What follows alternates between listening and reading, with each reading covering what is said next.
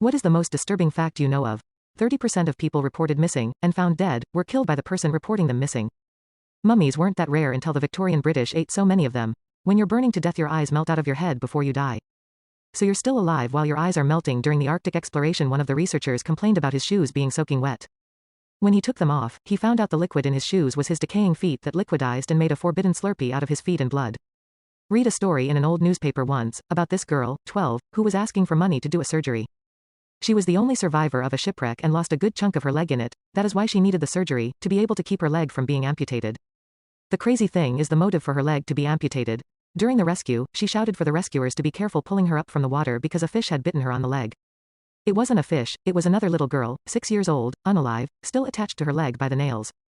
During the late Roman Republic, one of the richest men in Rome, Marcus Licinius Crassus, used to own a team of firefighters. There was no dedicated firefighter service at the time. If your building was burning, he would offer to buy the building. If you agreed, he put out the fire. If not, his team of firefighters just left and let the building burn. There are billions, trillions, countless years behind your existence and ahead of your existence, but you're here right now in this micro, razor-thin point in time.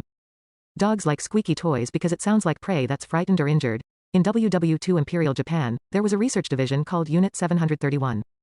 They performed terrible, horrific, disgusting experiments on captured prisoners of war, and viewed them as disgraces because they refused to unalive themselves rather than be captured. If you were sent to Unit 731, execution via live target practice was preferable to what happened to people.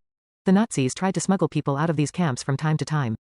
One of their experiments, and I will list no more, was to surgically remove someone's stomach and reattach his esophagus to his small intestine, just to see what would happen.